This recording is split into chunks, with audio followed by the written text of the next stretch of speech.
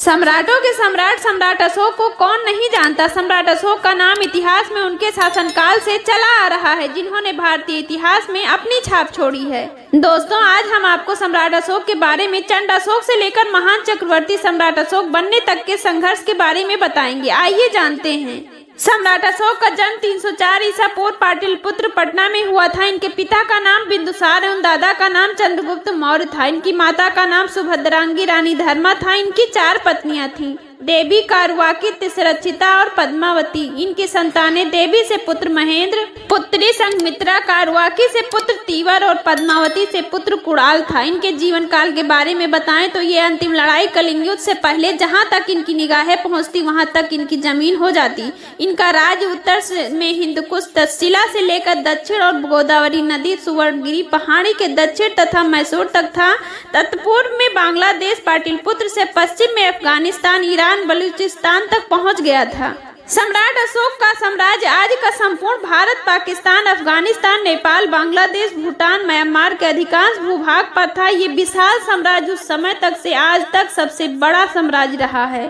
कलिंग युद्ध से पहले तक की जितनी सीमाएं विस्तृत किए, तब तक सम्राट अशोक को चंड अशोक कहा गया। प्राचीन भारत में अशोक के अधीन मौर्य साम्राज्य और पूर्वी तट पर स्थित एक स्वतंत्र सामंती साम्राज्य कलिंग वर्तमान ओडिशा राज्य और आंध्र के उत्तरी भागों के बीच लड़ा गया था।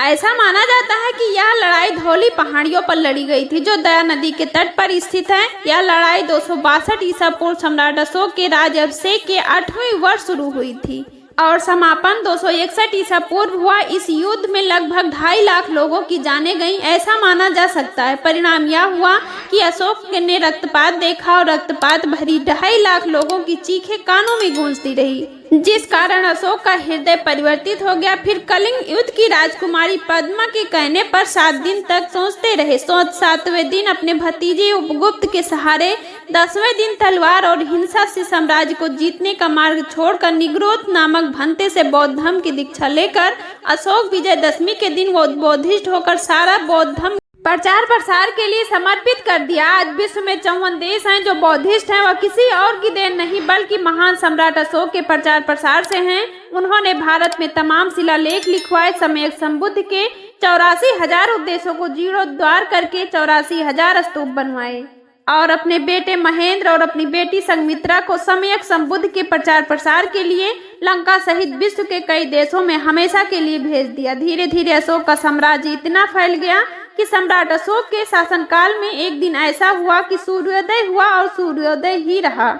इतना बड़ा साम्राज्य, इसलिए इनको देवा नाम प्रिय महान चक्रवर्ती सम्राट अशोक कहा गया। आज की वीडियो में बस इतना ही। वीडियो पसंद आया हो तो लाइक, शेयर एंड सब्सक्राइब जरूर कीजिए। जल्द मिलती हूँ एक नए टॉपिक के साथ। नमो बुद्धाय। जय अशोक, जय भीम।